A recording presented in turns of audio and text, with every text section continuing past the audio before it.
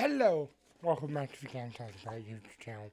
My name is Gavin, and today we're going to dive into episode 2 of John Combs' The Reckoning. Title, What Goes Down Must Come Up. You guys haven't already, please hit that subscribe button.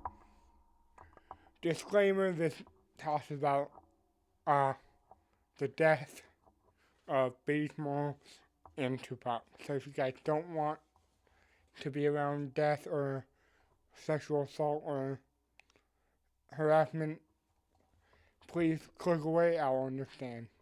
Let's get right into the video.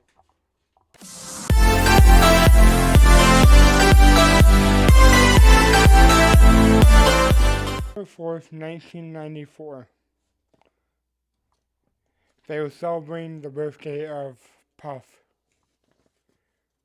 The cousin of Tupac Shakur, William Lessing, said every time I turn around, there's violence, and his name is around that. Puff wanted to work with Pop, but Pop was more interested in his relationship with Biggie and his own career. Fast forward to November 30th, 1994, Mark Curry, Bad Boy artist, Pop was going to do a song with Lil Jon at Quad Studio. And then once they get out, because they're getting told that they need to get out because there's a robber, Pop gets shot 5 times.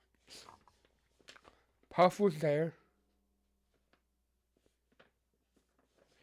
but they're calling it a robbery, but they didn't take much. Like, they didn't take that, like, really at all. September 10th, 2024, 6 days before Sean Combs gets arrested, we're looking at him in an elevator, and I believe this is when he says what goes down must come up. At 1995, Kirk Burrow, co-founder of Bad Boy Entertainment, Diddy called Kurt down to his station, to his little cubicle, and Diddy wanted Kurt to see him getting a blowjob. Nothing else. Just want him to see that to assert his dominance. Then Kurt said, "Did you need me?" And Diddy said, "No, I didn't need you."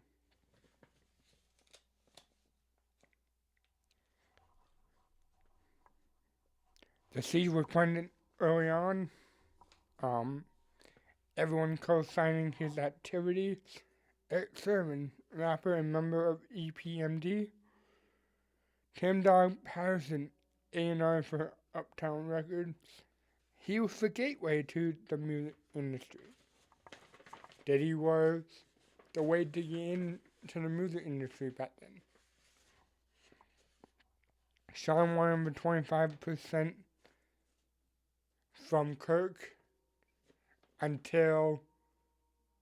so he threatened Kirk with a baseball bat. Until Kirk finally gave up his 25%. In 2003, Kirk Burrow sued Sean Combs, claiming breach of contract fraud and other issues related to his former stake in Bad Boy.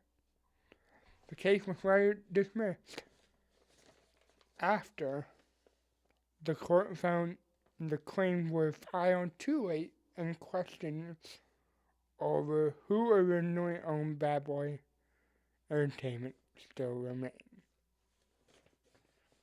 Roxanne Johnson, ex-wife of Craig Mack. Bad Boy didn't sell enough to explain the wealth of Craig Mack. Puff was jealous of Pac. I'll be sure. Uptown artist. Diddy had no talent. Puff wanted the spotlight to himself, so that's why he inserted himself in a lot of music videos. He didn't need to, but he wanted to be.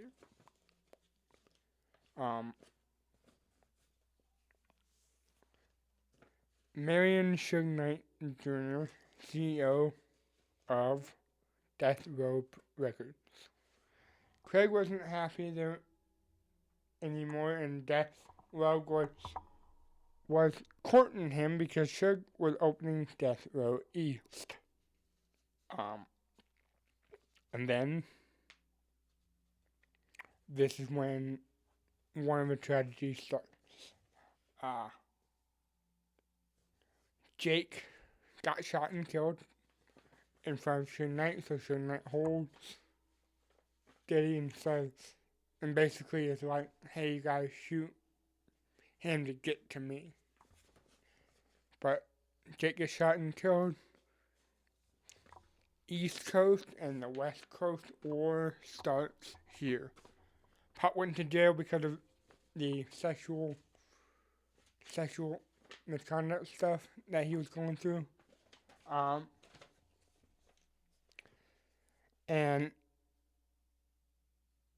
But while he was there, he was still healing from the shots. And Pop was told that it was one of Biggie's boys that shot Pac.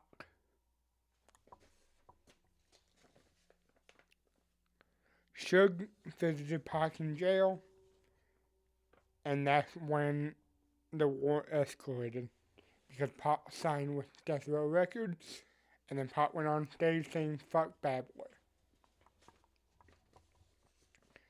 D1, former member of Mansfield Crips. Crips versus Bloods. I'm not going to touch on this too much. I don't know much about this. Also, it's not really my place to talk about Crips versus Blood.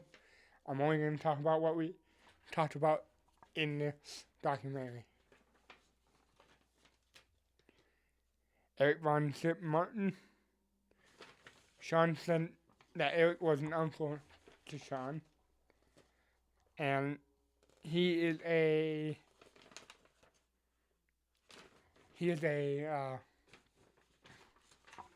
I believe he's a Crip.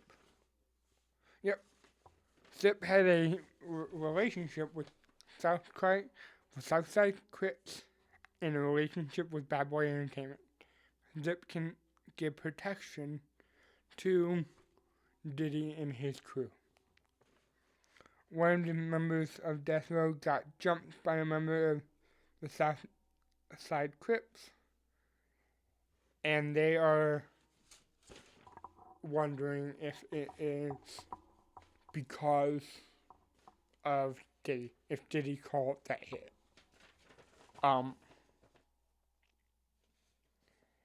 And here is where the night that everyone regretted came.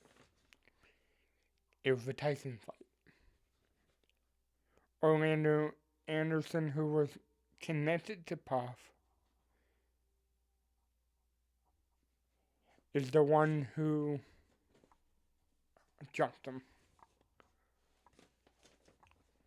And they got into a car, Suge and Tupac. And that's when Tupac got shot multiple times.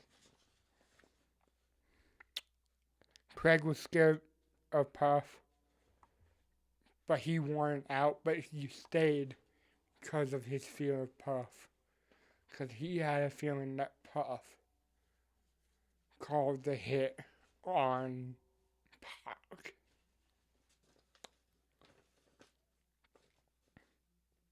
So then Pac died at the hospital. Greg Kading, former LAPD detective, he asked Keefe D about Tupac. Keefe D had a lot of conversations with Puffy.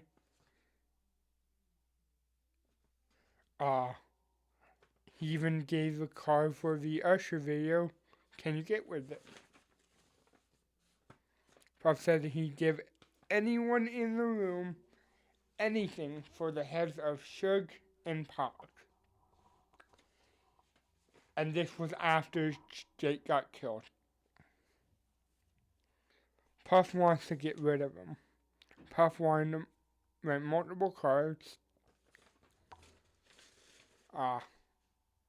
the night of the fight. So they think that has something to do with the murder of Pac, because one of them had like a little compartment that's hidden for a gun.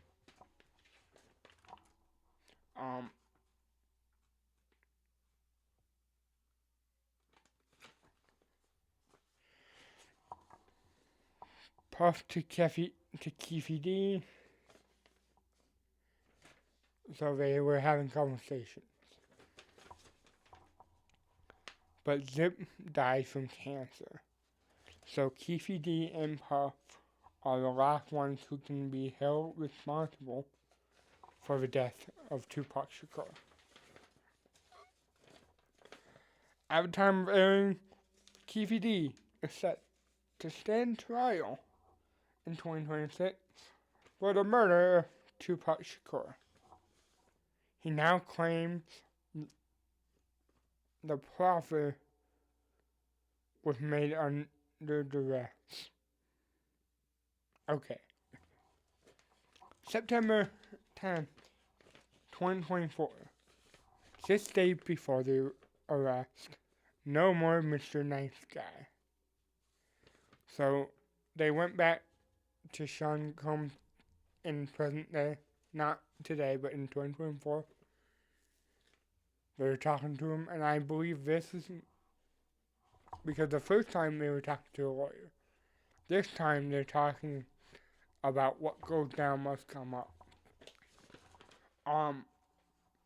No more Mr. Nice Guy, money on their head. Basically reiterating everything that we already talked about. Life After Death album. So, when Biggie did the Life After Death album, he was gonna be really big in that. No pun intended. But he was gonna be like really mainstream after that.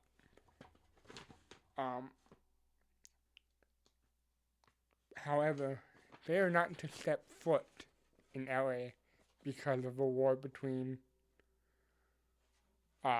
Crips and Bloods, and they got in that. March 8th, 1997. They were supposed to go to London for a 2-3 day press junket for the album. Sean said that he needed Biggie to stay in LA, so there's no European press. We now think that this is a way to get Biggie gone too. Again, speculation, allegation, not 100%, but the clues are there, and it doesn't take a genius to piece them together.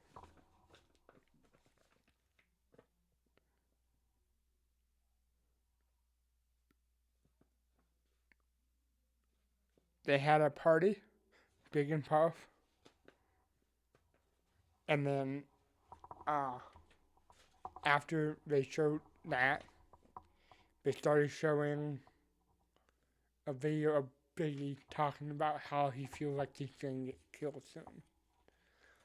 How he has a really bad feeling about something's going to happen to him soon. Which is crazy. Because portions of the following footage had never been broadcasted. And this is the shooting of Biggie. We lost Biggie in this part of that chapter. Yeah, crazy.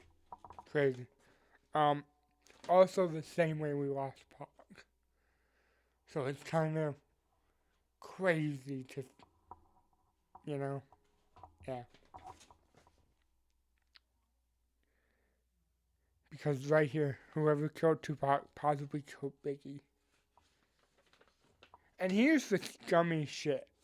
So Diddy threw a whole party for Biggie. Did like a whole funeral, a whole party for Biggie. And Diddy made it seem like he paid for it all. He charged Biggie. He charged Biggie for it.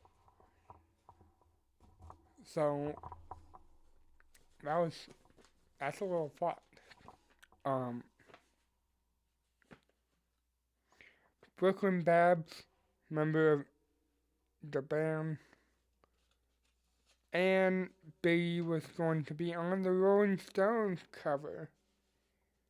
But instead of that, Sean decided to put himself on there. And that's the end of that episode. Let me know if you guys want episode 3. I would love to keep talking about this. Yeah. My name's Gavin. I'll see you in the next one.